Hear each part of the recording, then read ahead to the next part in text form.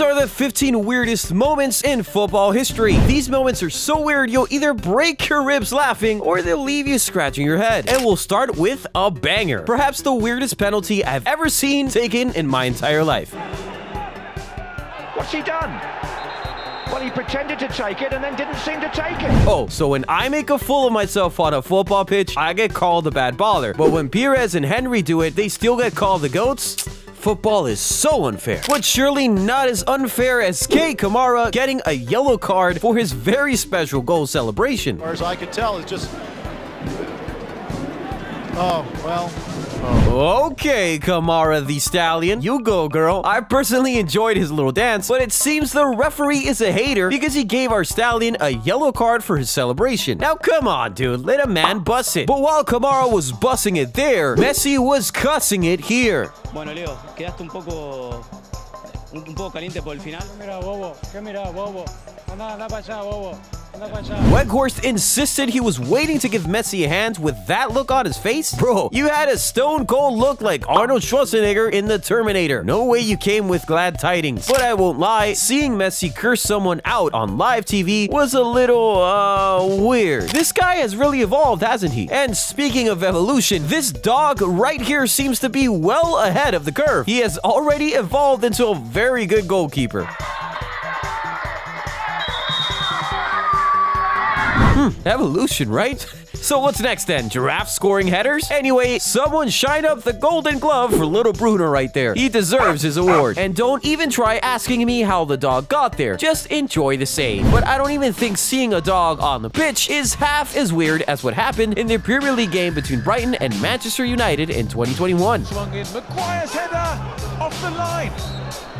Full time. The referee really blew the whistle for full time and called the game back to award United a penalty. This blew everybody's mind in real time. I mean, I knew about Fergie time, but this was something different. It was VAR time. But that's not even the weirdest thing a referee has done during a game. Take a look at this referee at the Africa Cup of Nations. وكرة ترجع للمنتخب. The referee really blew for full time in the 85th minute. Now, that's just incredibly weird. Did you have a flight to catch, or were you just in a hurry to go number 2? Whatever it was, nothing beats this moment for weirdest moment in AFCON history. If Joe Hart was on that pitch, that referee would have had an earful. See him shouting at some ball boys here. Well, it seems Joe has no heart after all. I mean, why is he screaming at the ball boys like that? But I guess you're better off screaming in a language they understand than talking softly in a foreign language, like Pep Guardiola. Buenas tardes. Es el resultado, influye poco. Influye poco porque si piensas que tienes que reservar un resultado... Pep can speak 5 languages, so I guess sometimes it's like the Tower of Babel in his head. But is that the weirdest Guardiola moment? I don't think so. What about when he was talking to a ghost during a live match? Okay, he was probably talking to one of the staff who was sitting behind him, but I like my explanation better, so I'm gonna stick with it. He was talking to an empty chair. LOL. Well, whatever your explanation is, it's surely better than doing so badly at your job like this guy.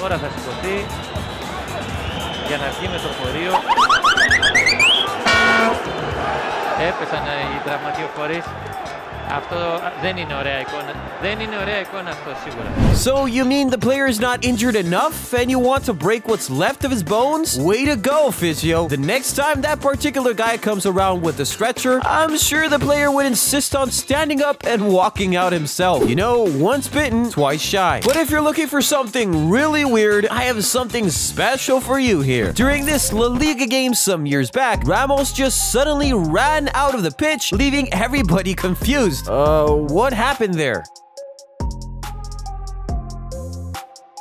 It turns out my boy urgently had to go number 2. See, you might be the strongest defender in the world, but when nature calls, you just have to answer. But while Ramos was running off the pitch to go take a shit, Balotelli was walking off it because the coach was tired of his shit. This moment the guy produced in front of goal is one of the weirdest I have ever seen. Look at it. Tell her to make it 2.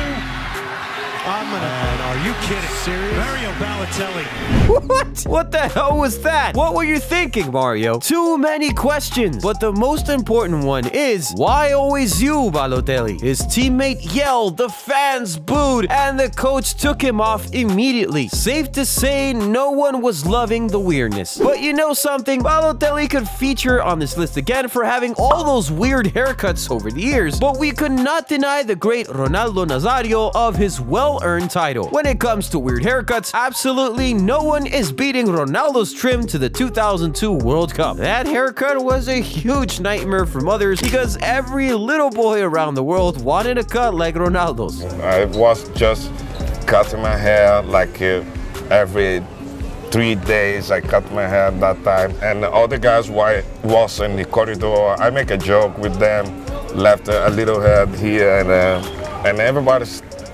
was challenging me to left the hair like that. Well, say whatever you want about the trim. What's important is that Ronaldo went on to win the World Cup and the Golden Boot with that on his head. So I guess you could say it was his good luck charm. Maybe if I recreate that trim and go to work, I'd be named Employee of the Month. Sounds like a brilliant idea, don't you think? What's not so brilliant though is sitting your players down on the pitch at halftime to tell them off.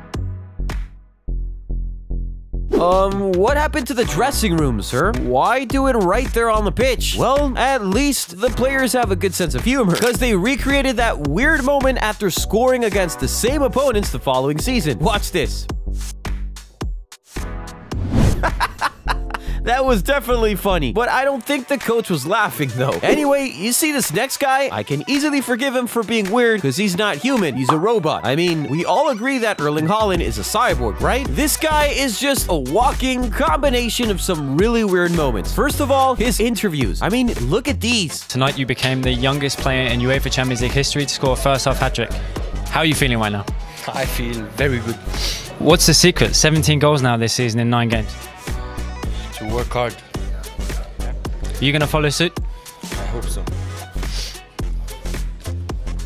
But what's weirder than these interviews is his diet. This guy literally feeds on hearts and livers. No, I don't mean Joe Hart in Liverpool, even though he'll surely eat them up whenever he faces them. I'm talking about the hearts and livers of cows. He revealed this in a documentary titled Haaland, The Big Decision. He said, "You don't eat this, but I am concerned with taking care of my body." Well, you're very right there, Haaland. I most definitely do not eat this. I already have a heart, so I won't be eating anymore. Thank you. Just give me some good old steak. But if you think the weirdness of this Hannibal Lecter dude ends there, then you know nothing yet. Have you heard Haaland rap? Check it out. Og prater så mye, da blir det ikke noe løye.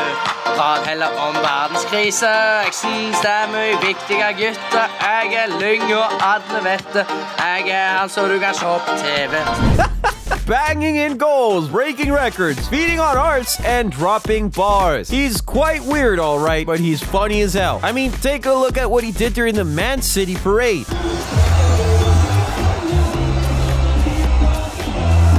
Jack Grealish surely didn't find that particular weird moment funny that time, though. Are there more weird moments you know of? Drop some more in the comments.